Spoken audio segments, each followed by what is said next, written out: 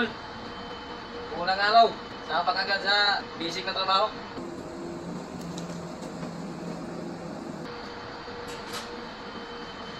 Mayroon tayong repair ngayon na pintuan. Ayun. Siyempre, unang-una, kukunan natin ng sukat yung saan part na kailangan i-repair. Meron na yung sukat mga idol. At ito yung materialis na gagamitin natin. Plate 1.5 mm lang kapal. Ordinary metal lang. Siyempre, special tools para pangguhit mga idol. Ito talaga yung pinaka-importante sa lahat para kung tamang sukat kapag bin, makukuha mo talaga. Ang labis, walang kulang.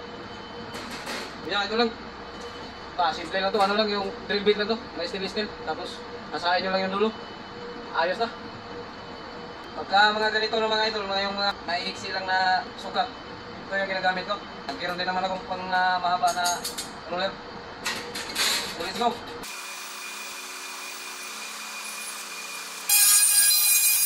Yan mga idol, i-build na natin to dito sa builder.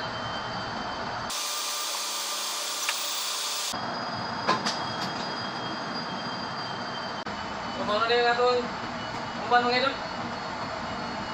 Police station na.